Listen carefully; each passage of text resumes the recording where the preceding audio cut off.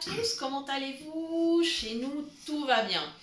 Alors aujourd'hui, suite aux demandes que nous avons reçues après la publication de la vidéo sur les Spätzli, nous allons vous parler du micro-ondes et plus particulièrement de la sécurité pour l'utiliser. Bien évidemment, tout au long de cette vidéo, vous aurez droit à des petites recettes, des recettes toutes simples qui ne mériteraient pas à elles seules une vidéo.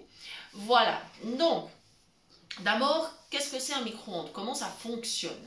Le micro-ondes, eh bien, ce sont des ondes qui agitent les molécules d'eau ou de gras et qui les font chauffer. Voilà, c'est pour ça que effectivement le temps de préparation est souvent réduit parce que la température monte très vite dans un micro-ondes. Voilà, donc ça c'est l'explication. Après, moi je ne vais pas rentrer dans la polémique, est-ce que c'est dangereux pour la santé ou pas?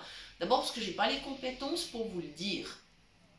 Alors ensuite, clairement, moi je dirais qu'en tant que personne non-voyante, il m'arrive de l'utiliser. J'en fais pas un usage abusif, on va dire, mais certaines préparations sont beaucoup plus faciles et moins dangereuses dans le micro-ondes que sur la cuisinière. Voilà, tout simplement.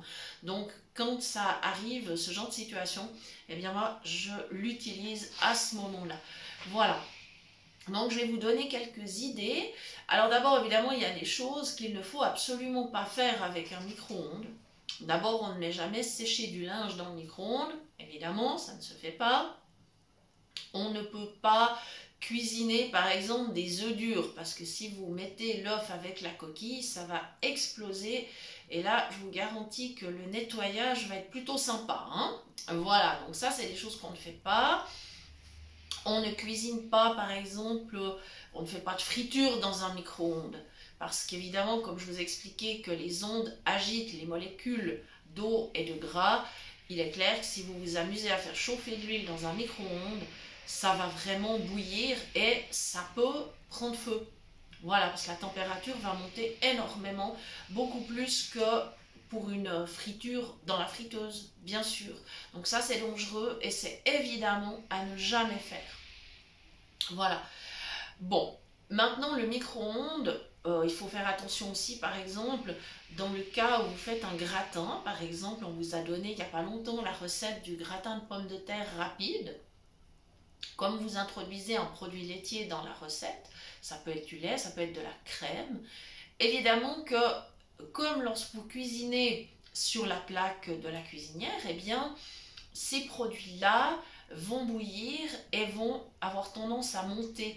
Donc, si vous préparez un gratin dans votre micro-ondes, bien évidemment dans un plat adapté, hein, on est bien clair qu'il n'y a pas de métal dans le micro-ondes, eh bien, vous avez ce risque que ça déborde. Donc, prenez un plat suffisamment haut afin de ne pas risquer justement ce genre de catastrophe et l'obligation de nettoyage qui s'ensuit.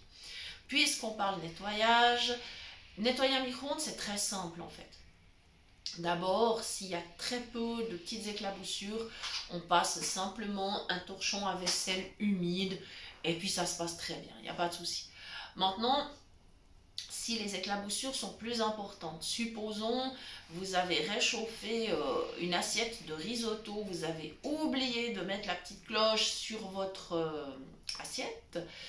Évidemment, le riz, comme c'est un aliment plutôt sec, il aura, enfin je veux dire, il ne contient pas énormément d'humidité. Il aura tendance à gicler si vous insistez trop sur le temps de réchauffage. Donc évidemment, si vous en avez un peu partout contre les parois de votre micro-ondes, ça ne va pas être génial, ça peut coller aussi, hein, évidemment. Voilà, des fois il y a certaines éclaboussures qui collent bien. Alors, pour le nettoyage, c'est très simple. Vous laissez refroidir. Ensuite, vous allez prendre un bol d'eau. Vous pouvez mettre une rondelle de citron dedans pour bien désodoriser. Ça, c'est particulièrement vrai si vous avez cuisiné un mets avec du fromage, de l'ail ou du curry ou des épices comme ça qui sont assez conséquentes au niveau de l'odeur. Et simplement, vous allez mettre en route, pas trop longtemps, 2-3 minutes, pas plus. Et ensuite, alors précautionneusement, vous allez enlever votre bol, prenez les gants, je vous conseille, parce que ce sera chaud quand même, ou attendez que ça refroidisse, pas de souci. Vous enlevez le bol, vous prenez votre torchon à vaisselle humide et vous passez le long des parois, sur toutes les surfaces. La porte, il faut faire très attention que le joint de la porte soit toujours bien propre pour éviter justement que des ondes ne s'échappent lors d'une prochaine cuisson, ce qui est dangereux. Évidemment, vous enlevez le plateau en verre, vous pouvez le laver à la main ou dans le lave-vaisselle si vraiment il est très sale, mais ça c'est absolument exceptionnel, ça arrive quasiment jamais. Voilà, comme ça vous nettoyez bien le dessous du plateau et c'est vrai que le nettoyage est vraiment facile.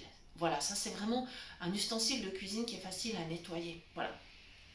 Bien sûr, il y a encore d'autres précautions.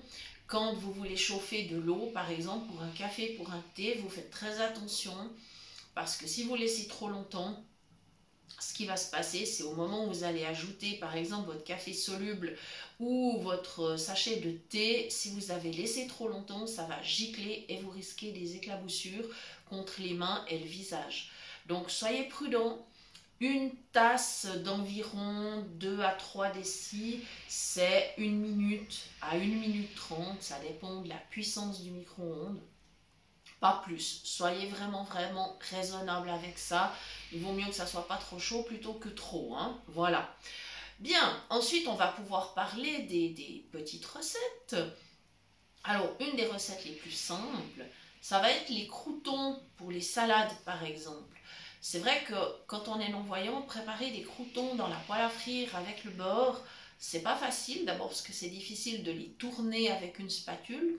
On ne voit pas lesquels on a tourné et ceux qui ne l'ont pas été. Donc ça, c'est assez compliqué. C'est beaucoup plus simple avec le micro-ondes. Néanmoins, il faut prendre des précautions, encore une fois, pour pas que ça prenne feu.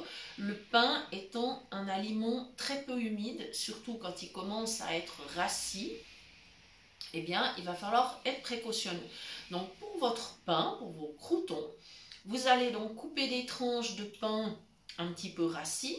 Vous allez faire des petits cubes. Donc, prenez la planche, le couteau à pain, voilà, faites très attention. Prenez des précautions afin de ne pas vous couper. Et vous allez mettre vos morceaux de pain soit dans une assiette, soit si vous avez un plat crisp, qui est un plat anti-adhésif, livré avec certains modèles de micro-ondes, simplement vous allez répartir votre pain. Alors ne mettez pas d'huile, ne mettez pas de corps gras, c'est dangereux. Par contre, si vous avez envie de frotter les petits croûtons avec de l'ail pour leur donner ce petit goût, vous pouvez tout à fait le faire. Ou éventuellement, si vous voulez mettre un tout petit peu de paprika ou autre, ou alors vous les laissez nature éventuellement. Ça, c'est vraiment vous qui décidez. Ça vous permet de ne pas gaspiller les restes de pain. Voilà, donc vous mettez en route le micro-ondes et vous allez être très prudent. Au bout de 2 minutes, vous allez un petit peu aller vérifier, attention parce que ça chauffe. Donc ce que je vous conseille, prenez par exemple une fourchette et piquez-en un pour voir, vous le sortez, vous attendez qu'il refroidisse.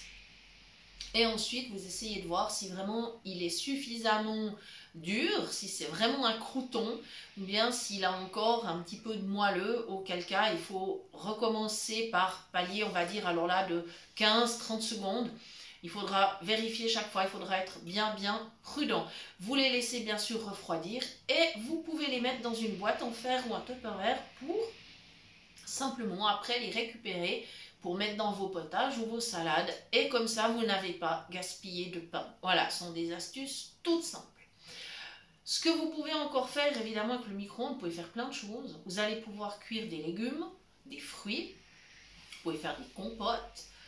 Je vous déconseille par contre vraiment d'essayer de faire des confitures. D'abord le résultat n'est pas terrible et ça peut déborder également. Le sucre devient quand même très chaud quand on fait de la confiture. Donc je vous déconseille, vraiment c'est une préparation à éviter dans le micro-ondes. Alors vos légumes par exemple, vous pouvez simplement en utilisant un plat adéquat, vous préparez vos légumes, vous les coupez pas trop grands, vous mettez une petite goutte d'eau, vous couvrez, parce que ces récipients, en principe, ils ont un couvercle. Sinon, vous utilisez un plat en verre tout simple. mais qui supporte quand même de chauffer. Et vous allez mettre en route, encore une fois, tout dépend du légume, ça peut être entre 5 et 10 minutes.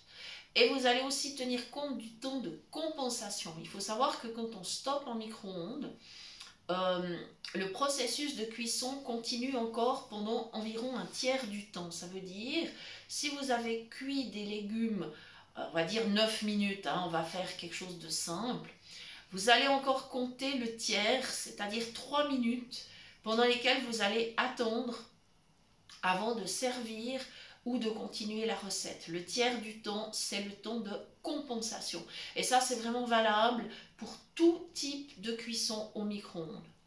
Une chose qui est aussi facile à faire avec le micro-ondes, on avait vu ensemble d'ailleurs sur la chaîne, il y a la recette du flan express. Donc ça, c'est très pratique. Les flans, ça va tout seul avec le micro-ondes. Et nous vous donnerons un jour la recette de la crème renversée. Parce que le caramel, par exemple, c'est beaucoup moins dangereux à faire dans un micro-ondes que dans une casserole. Moi, en général, si je tente de faire du caramel dans une casserole, inévitablement, non seulement je brûle le caramel, mais la casserole avec. Donc voilà, comme j'en avais un petit peu assez de brûler mes casseroles, eh bien, j'ai décidé de changer de méthode. Et un beau jour, j'avais trouvé justement ça dans un livre, cette astuce, et je me suis dit, ah, c'est super.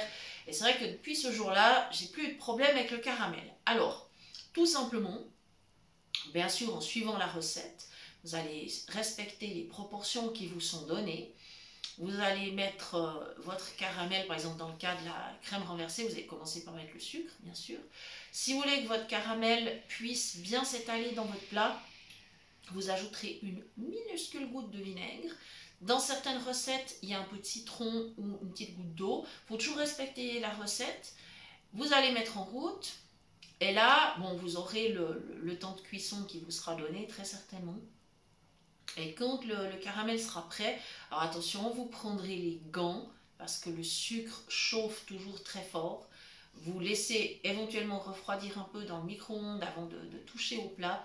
Vous prenez les gants et vous commencez à tourner votre plat de sorte à ce que le caramel puisse s'étaler. Et quand il aura bien refroidi, pour pas qu'il y ait d'explosion du plat en verre, hein, parce que s'il est chaud et que vous ajoutez un appareil à crème renversée par exemple, qui est froid, le micro-ondes, lui, enfin le micro-ondes, non, lui, il lui arrivera rien, mais c'est le plat en verre qui va exploser. Donc voilà, faites attention, laissez bien refroidir, et ensuite vous mettez votre appareil à crème renversée sur le caramel, et c'est reparti pour le temps de cuisson restant. Voilà, donc vous pouvez faire plein de choses. On vous avait donné aussi la recette des pommes au four de grand-maman. Voilà, on vous avait donné la recette de l'omelette à la persillade. Et cette recette-là, vous allez pouvoir la reprendre en version sucrée par exemple. Alors vous ne mettrez pas la persillade évidemment. Je vais vous donner une recette qui était de ma grand-maman et que j'ai réadaptée pour le micro-ondes. Parce qu'en fait, faire des omelettes dans la poêle, moi j'ai beaucoup de difficultés. Je ne sais pas pour vous, mais moi franchement, quand il s'agit de les tourner ou de les faire glisser dans l'assiette, c'est pas terrible, ça se termine pas toujours bien. Alors du coup, je préfère la faire au micro-ondes. Alors mon omelette aux pommes de ma grand-maman, puisque c'est quand même la saison où on trouve de belles pommes encore maintenant. On trouve même des pommes de garde, hein, que vous pouvez, si vous avez la chance d'avoir un cellier ou un endroit frais dans votre maison ou votre appartement, même un balcon à la limite, eh bien vous pourrez garder des pommes pendant une grande partie de l'hiver. Donc ça vaut vraiment la peine. Voilà, donc vous épluchez vos pommes, finement bien sûr, vous coupez, vous enlevez les pépins évidemment, les trognons, les pépins, vous coupez finement, vous mettez dans votre plat en verre. Alors là, je vais vous donner la recette, on va dire, pour 2 personnes si c'est un plat principal, 4 personnes si c'est un dessert. Donc vous mettez entre 2 et 3 pommes, ça dépend de la taille des fruits. Vous mettez cuire 4 minutes tranquille dans le plat en verre. Vous ressortez votre plat, vous laissez refroidir un petit peu. Vous parsemez un petit peu de sucre roux, un petit peu de cannelle ou du sucre de canne carrément.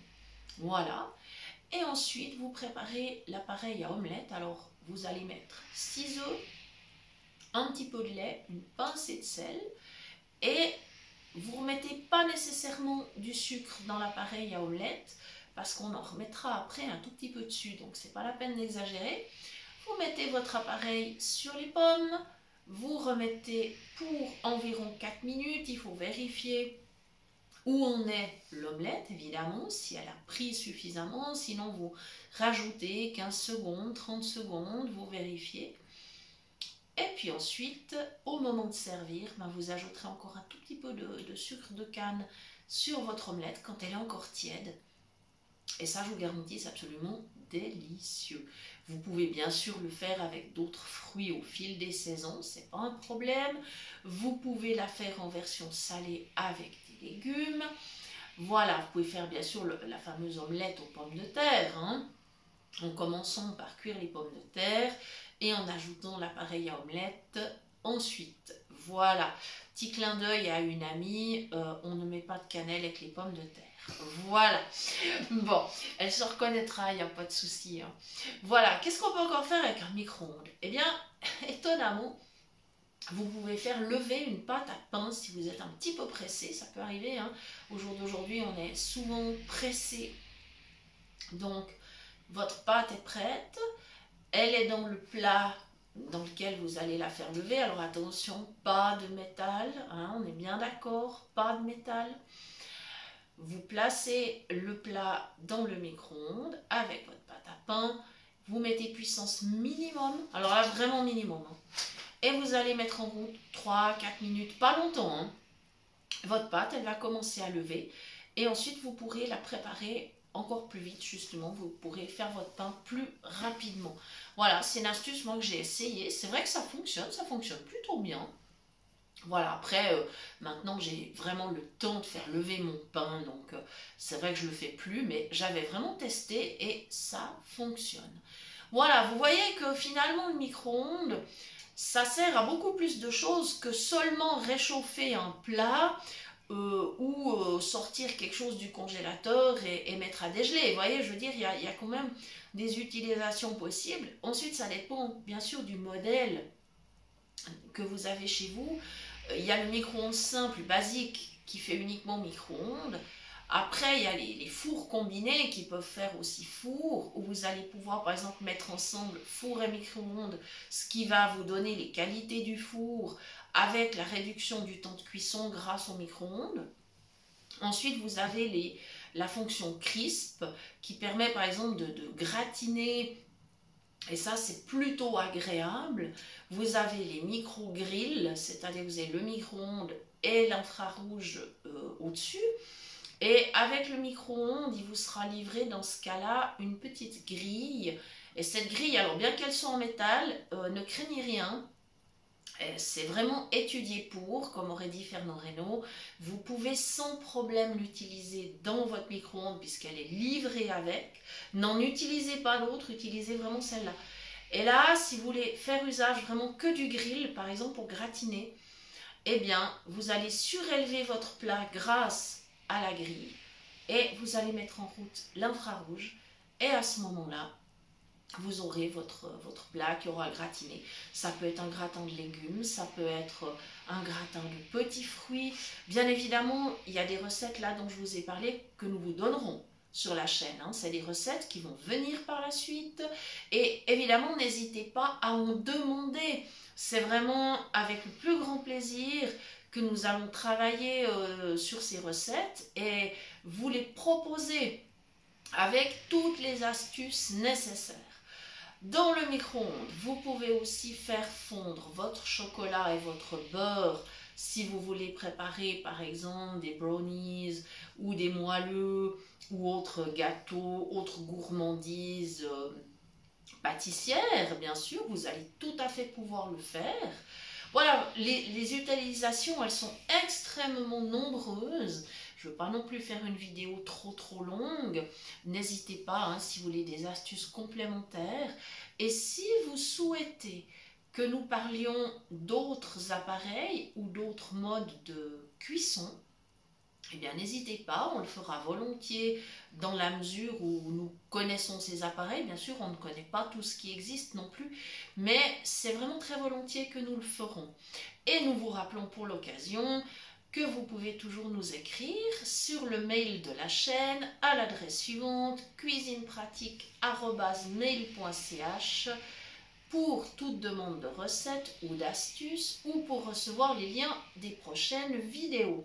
Nous en profitons pour remercier tous ceux qui nous suivent. Vous êtes de plus en plus nombreux. Nous remercions les groupes qui nous accueillent pour le partage de nos vidéos. Nous remercions la Bibliothèque Sonore Remonde, l'association Phoenix, Génération Web, la page Cuisine du bout des doigts et tous ceux qui nous font l'amitié de repartager. Merci infiniment et à très bientôt pour de nouvelles idées cuisine. Bye bye!